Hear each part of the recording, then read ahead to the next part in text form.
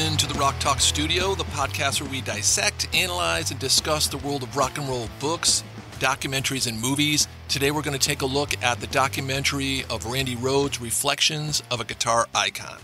Is this documentary worth your time and money? Well, in the next 15 minutes of this rock and roll conversations, I will definitely point you in the right direction. And I promise it to deliver it to you with all the passion of David Lee Roth's ego. I'm your host, Big Rick. Let's plug in. Here's how the show is set up. We have three main sets. In the first set, we do a review, and then we give the doc the official Rock Talk Studio rating. Second set, I take a look at, like, if you're a true fan, is this worth your while? I mean, is there anything you haven't seen before? What are you going to get out of it if you're a true fan of Randy Rhoads? And we're going to flip it and look at, what about a casual fan? If you're just, you know a little bit about Randy Rhoads, you're a casual fan but want to learn more, is this worth your time? I'll give you some insight on that. In the third set, I do my best to answer an impossible to answer rock and roll question. And then, like every good rock show, we've got an encore. The encore is where I've dug around, I've scrounged and looked for something else to continue the story about Randy Rhoads, something I feel you need to see, hear, or read about Randy Rhoads. Okay, time for the first set. Let's get into our review. How good could a Randy Rhoads documentary be without the complete help from the Rhoads family vaults or from the Osbournes? Director Randy Rhoads, who put this together, tried numerous times to get both parties involved to no avail, and he had a good point. There really hasn't been that definitive, high-budget study of Randy Rhoads' life, but neither side budged, so what you have here is Rhoads' best shot. Is it slick, glossy, with a large budget and a who's who of stars contributing quotes? No, it's definitely not that. But apart from the minimal footage of Rhoads with Ozzy, I must say you still get a pretty good in-depth profile with this documentary, Reflection of a Guitar Icon, especially of the early years, and that's what this doc does really well. It's amazing how early Rhoads became obsessed with the guitar. I mean, we're talking age 6, and there's a ton of early footage that captures Rhoads growing as a guitarist. I mean, Rhoads was an LA kid, and his early years were shaped by hanging out at his mom's music school, and he progressed so quickly that there was a time where the teacher called his mom and told her that, hey, I quit teaching Randy. And the mom asked, why? What's going on? And he said, for the last few months, he's been teaching me. I can no longer keep up with him. So he was definitely this kind of wizard of the guitar very early on. I love the classic first rock and roll concert share, and this one's a great one. His brother, who actually does participate a little bit in the documentary, tells a story where he begs his brother to go see Alice Cooper with him, and Randy did not want to go, and his brother's like, well, why not? Why don't you want to see Alice Cooper? And he said, well, I'm really not into folk singers. He thought Alice was a folk singer. He also thought Alice was a female folk singer. So it's a pretty interesting first concert share, but that first concert did what a lot of first concerts did to a lot of people. It lit the fuse, and it became this thing where he wanted to be a rock star. Most of the documentary is made up of his climb to stardom before he joined Ozzy in 79. I mean, there's some really great footage of those late 70s scenes, and he formed Quiet Riot and was starting to come up, and Randy's status was becoming this kind of must-see up-and-coming guitar god. Him and that other guy who was wrecking the Sunset Strip at the time, Eddie Van Halen. So Rhoads was becoming a must-see show. And Eddie and Dave actually went to a couple shows to check him out because he was just such a hot shot on the Sunset Strips. And it was a rivalry there for a little while between Eddie and Randy, and who was better, who had the claim to the best guitarist on the Strip. I mean, there was a cool share in the doc about the roadie taking a picture of Eddie Van Halen and put it on Randy's guitar pedal, so every time he stomped down for overdrive, he was stomping down on Eddie Van Halen. So why didn't Quiet Riot and Randy Rhoads hit it big? I mean, I was thinking about that, and that was something I was wondering. I mean, the effort was there. They were putting it into being big players on the Sunset Strip, and Randy was really into it, but I'm not sure. I mean, there was a mention that Randy said he was frustrated with not being able to write the kind of songs he wanted to write. And Kevin DuBrow, the lead singer, was his best buddy, and he just kind of blocked him a little bit. But was that the main reasons why they didn't pop off? I don't know. I think a key to that question might lie in the fact that Randy spent a year living with Ozzy before they made that first record.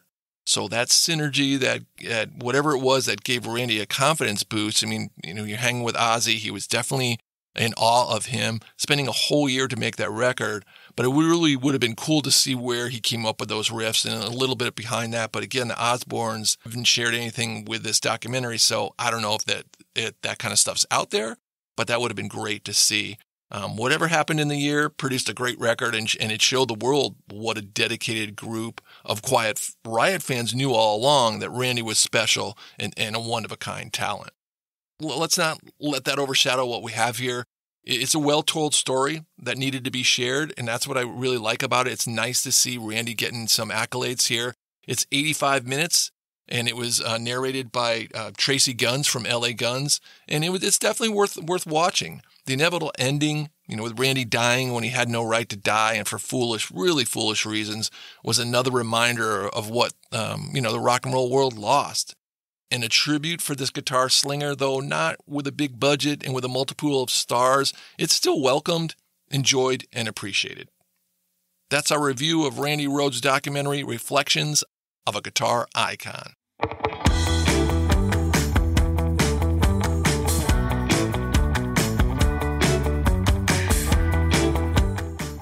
Have a question, a different opinion? Hey, who doesn't? We're talking rock and roll here.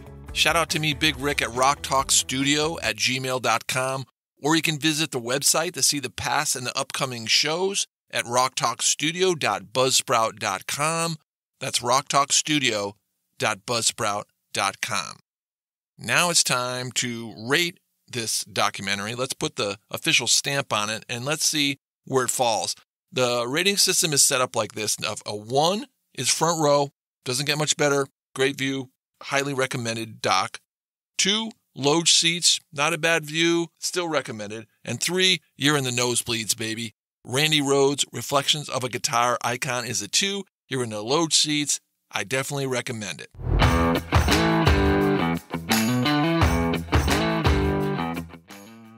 Here we go. Second set time, fan versus casual fan. So if you're a fan of Randy Rhoads / kind of Ozzy Osbourne / Quiet Riot, are you going to enjoy this? Is this worth your time? And I think because of the lack of Rhoads material that's out there, a true fan's going to enjoy what was put together here, especially the way it was told and the care the producer took to tell the story. If you're a Quiet Riot fan, definitely the early footage, that Quiet Riot stuff is really, really good in this.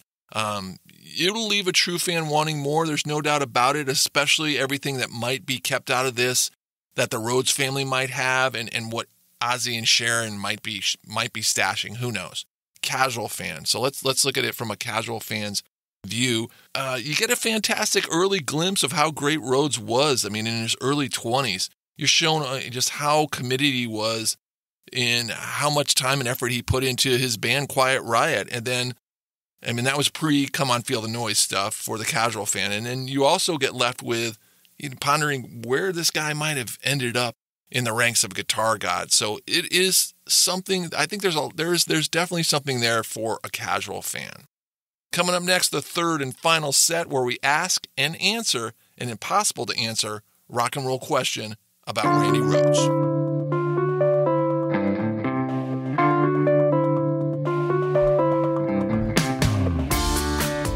Okay, before we jump into the impossible question, I just want to fill you in on what's coming up in the next couple of shows, what I've been reading and checking out. The next show is the Cheap Trick book, This Band Has No Past, followed by the Creedence documentary, Live at Royal Albert Hall. And then I just finished up the Matt Sorum book, That Wild Tale, and that book is crazy rock and roll debauchery. So Matt Sorum after that, after the Creedence show, and then there's the Bono book, there's Let There Be Drums documentary, there's Brian Johnson book, so a lot of great stuff coming up. You can find out all the information about our shows at rocktalkstudio.buzzsprout.com. That's rocktalkstudio.buzzsprout.com. It is time for our impossible to answer rock and roll question. So the impossible question, first of all, no, the impossible question has no definitive answer. It's impossible to answer. The reason why I come up with them is it's just a different way to look at the artist, a different scenario, a twist, kind of a what-if scenario, and we get to throw around kind of a weird rock and roll possibility. And we have one today, definitely. If you're paying attention, you kind of know where we were going with this when it was coming up. It's Randy versus Eddie with a twist. So let's switch it up. Let's put Randy Rhoads in the Van Halen band, and we'll throw Eddie over there with Ozzy and see what happens. I mean, Randy Rhoads with Van Halen That is a very interesting thought. I mean, where would they be, Dave, Mike, Alex, and Randy? I mean, Randy came up with great licks. He wrote great songs. I think they could have been really good. Could they have been the Van Halen? Of course not. But that's not the question. But how would Randy Rhoads be in Van Halen? I think he would have had a great rock and roll band. I think it would be interesting going forward, because going forward, Eddie kind of took on the keyboard sound. It changed, it morphed. So where would it go as far as sound-wise going forward?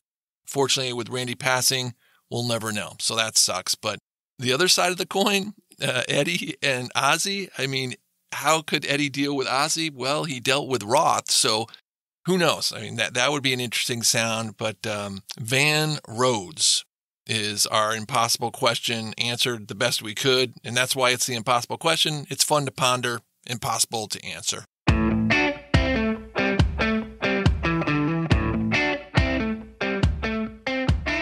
What happens when you follow or subscribe to the Rock Talk Studio or leave a 5-star review? Well, the reason why I do this is because I love rock and roll. I love talking about rock and roll. And I want the art form, the conversation about it, and the music to live on. You know, as the makers of the music start to head into the final chapters of their lives, I think it's important to honor them and to keep celebrating the music that has made those classic rock and roll years so special.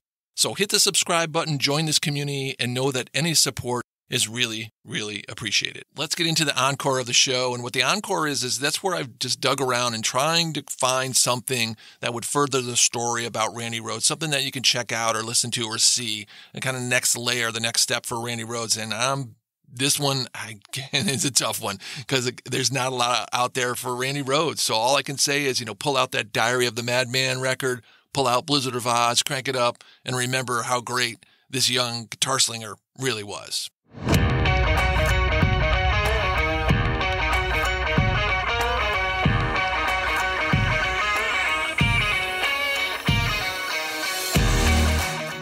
Thanks for tuning in. Love talking rock and roll and appreciate anyone who takes a few minutes out of their day to enjoy the ride with me. Remember, you can find other and future episodes at rocktalkstudio.buzzsprout.com.